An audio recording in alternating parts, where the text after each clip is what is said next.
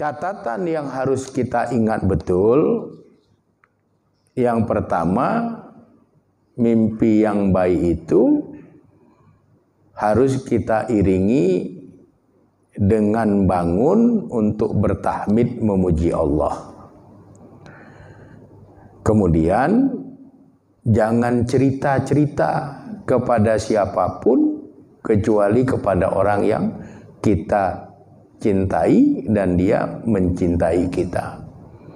Dengan demikian mimpi baik kita itu insya Allah akan terwujud. Yang kedua, kalau mimpi kita itu mimpi yang buruk, bangunlah kita untuk meludah ke arah kiri 3 kali, lalu ikuti dengan membaca ta'awuz, memohon perlindungan kepada Allah dari setan yang terkutuk dan keburukan mimpi buruk kita. Kemudian jangan cerita tentang mimpi buruk kita itu kepada siapapun. Dengan demikian mimpi buruk itu tidak lagi bisa mendatangkan kemudaratan bagi orang yang bermimpi buruk itu. Selanjutnya Imam Ad-Darimi melalui sahabat Abu Hurairah menjelaskan tentang apa yang dijelaskan oleh Rasul, bahwa yang paling benar mimpinya itu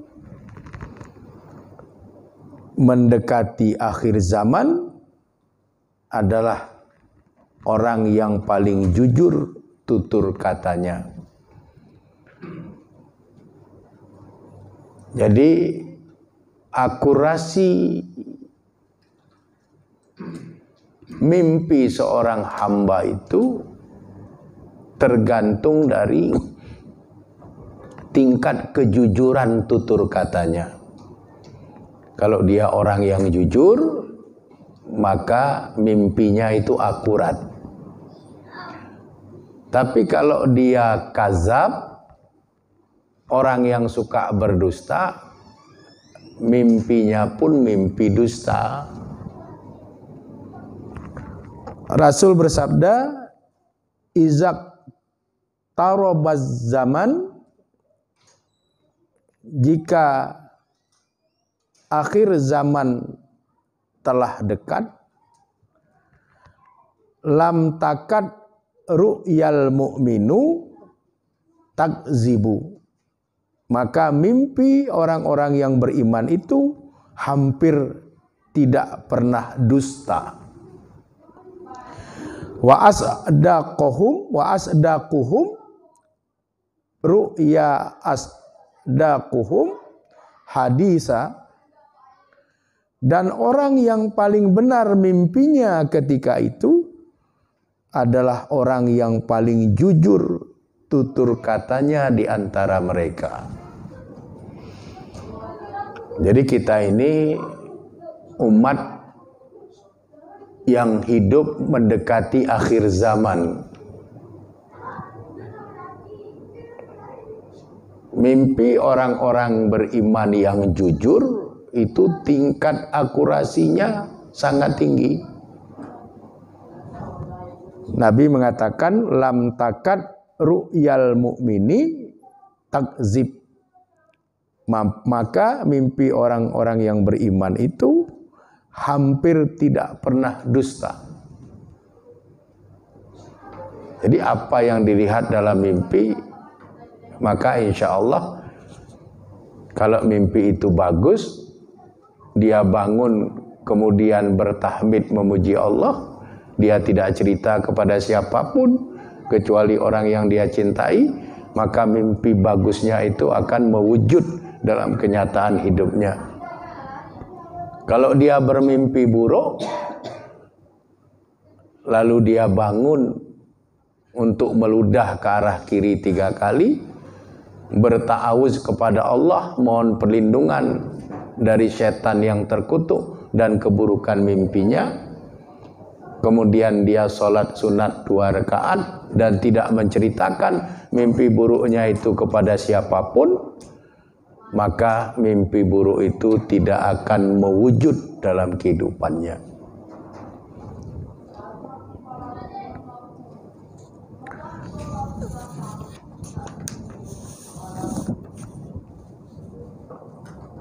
Selanjutnya Imam Ad-Darimi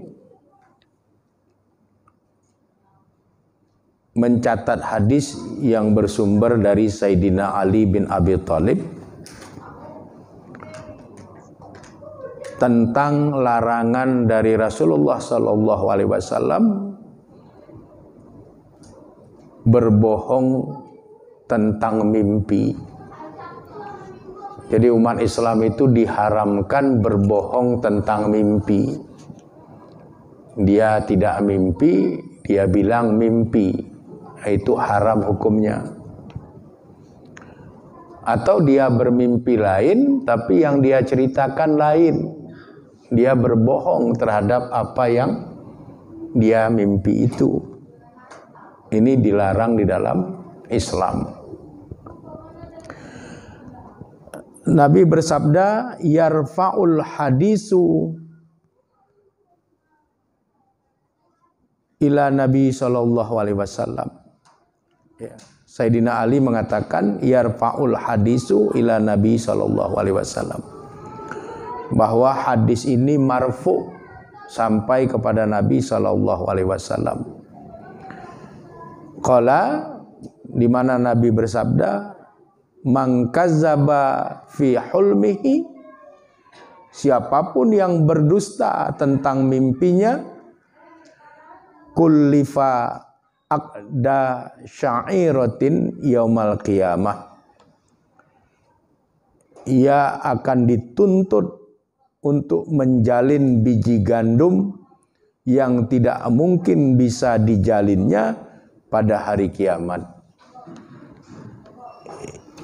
Ini ungkapan halus dari Nabi bahwa hukuman orang yang berbohong tentang mimpi itu hukumannya berat. Diumpamakan seperti orang diperintahkan menjalin gandum. Apa maksudnya? Maksudnya dia akan disiksa dengan siksaan yang meletihkan dan dia akan disiksa dengan siksaan yang menyakitkan. Jadi jangan coba-coba berbohong tentang persoalan mimpi. Nabi mengharamkan itu. Kemudian Imam Ad-Darimi mencatat hadis yang bersumber dari sahabat Abi Sa'id Al-Khudri, di mana Nabi Shallallahu Alaihi Wasallam bersabda, waktu yang akurat tentang kebenaran mimpi itu ada pada waktu sahur. Jadi kalau orang di sepertiga malam akhir bermimpi tentang sesuatu, maka mimpinya itu akurat. Nabi bersabda, asdaqur ru'ya bil ashar. Sebenar-benarnya mimpi itu terjadi di waktu sahur. Kalau mimpi sudah masuk waktu subuh, itu sudah jelas kerjaan syaitan untuk lebih menyenyakkan orang tidur dalam buayan mimpinya sehingga dia tidak menegakkan sholat subuh. Tapi mimpi yang paling benar menurut Nabi waktunya itu bil ashar, yaitu mimpi di waktu sahur. Kemudian sebagaimana yang saya sampaikan tadi, mimpi yang buruk itu tidak boleh diceritakan kepada siapapun kecuali kepada dua orang hamba Allah saja. Siapa mereka itu? Ini dijelaskan oleh Imam Ad-Darimi di dalam kitab Sunannya.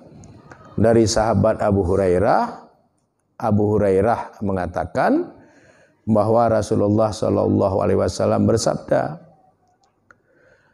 la taqussu ru'ya, janganlah kamu sekalian menceritakan tentang mimpimu, illa, kecuali, ala alimi au nasihi, kecuali kepada orang-orang yang berilmu dan orang-orang yang biasa dimintai nasihat oleh orang banyak. Jadi kita hanya boleh cerita tentang mimpi buruk kita itu kepada dua hamba Allah saja. Yang pertama kepada alim, orang yang berilmu dalam pengertian ar-rasikhuna fil ilmi, orang yang benar-benar dalam ilmunya. Jadi ilmunya bukan hanya lahir tapi juga batin. Ilmunya itu bukan hanya sekedar nampak dari gagasan-gagasan yang dia sampaikan melalui lisannya, tapi memang batinnya itu bersih. Kepada dialah kalau mau cerita mimpi yang buruk dibolehkan oleh Nabi. Au nasih, atau kepada nasih. Ini isim fa'il juga. Kepada orang yang terbiasa memberikan nasihat. Banyak orang minta nasihat kepada dia. Nah, kalau mau cerita mimpi buruk kita kepada dia, ceritalah. Karena dua orang ini yang dikecualikan oleh Nabi untuk kita bisa bercerita tentang mimpi buruk kita. Nabi tidak merekomendasikan selain kepada dua orang ini untuk kita bercerita tentang mimpi buruk kita. Kemudian Nabi kembali mengingatkan kita sebagaimana yang diungkapkan oleh Imam Ad-Darimi dalam kitab sunannya itu.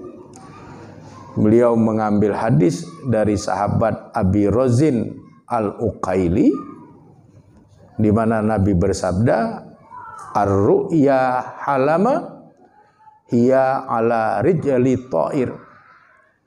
Mimpi yang buruk itu dia oleh Allah disimpan di bawah kaki seekor burung yang gaib.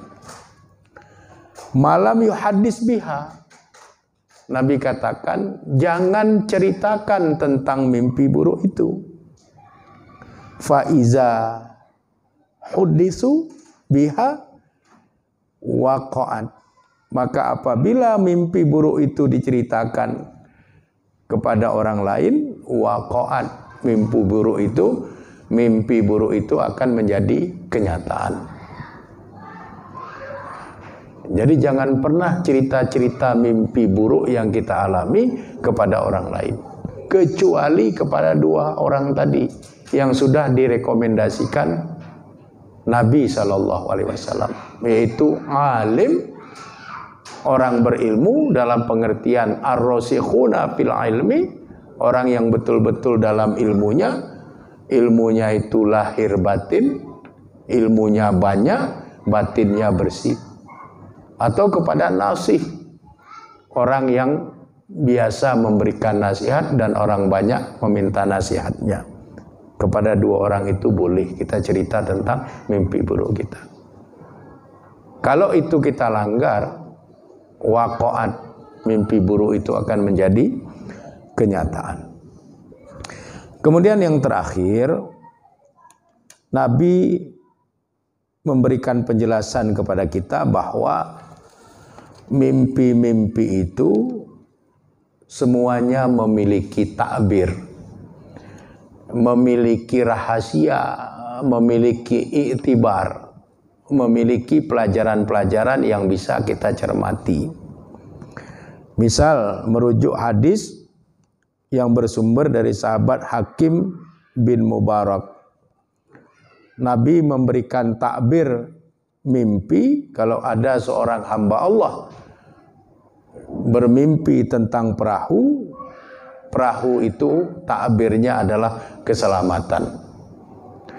Kalau ada seorang hamba Allah dalam tidurnya bermimpi melihat unta, takbir dari unta itu adalah kesedihan. Kalau seorang hamba dalam tidurnya bermimpi melihat warna hijau, maka takbir mimpi dari warna hijau itu adalah surga dan kebahagiaan-kebahagiaan. Kalau seorang mimpi di dalam tidurnya melihat seorang perempuan dalam tampilan yang tertutup baik semua auratnya, maka itu adalah kemaslahatan. Tapi kalau dia melihat dalam mimpinya perempuan yang tidak tertutup aurat bagian kepalanya dengan rambut yang acak-acakan, maka takbirnya adalah keburukan-keburukan. Lalu hadis sahih yang lain yang bersumber dari sahabat Abdullah bin Umar bin Khattab. Nabi menjelaskan tentang takbir mimpi. Kalau seseorang bermimpi melihat susu atau meminum susu, maka itu artinya dia akan mendapatkan satu pengalaman baru, akan mendapatkan tambahan ilmu pengetahuan baru, dia akan mendapatkan hal-hal yang bersifat terpelihara dirinya dengan kesucian. Jadi ini beberapa contoh dari takbir mimpi yang bersumber dari hadis-hadis Nabi yang sahih. Jika sebelumnya barangkali di antara kita ada yang belum paham dengan syariat mensikapi mimpi, maka alhamdulillah pada malam hari ini kita sudah sama-sama tahu syariat yang bersumber dari Nabi Muhammad sallallahu alaihi wasallam, bagaimana cara kita mensikapi mimpi-mimpi yang hadir di dalam tidur kita. Demikian saja, mudah-mudahan bermanfaat. Kurang dan lebih saya memohon maaf. Kepada Allah Subhanahu wa taala saya memohon ampunan. Hadanallah wa iyyakum ajmain. Wallahu a'lam bishawab. Walhamdulillahirabbil alamin. Assalamualaikum warahmatullahi wabarakatuh.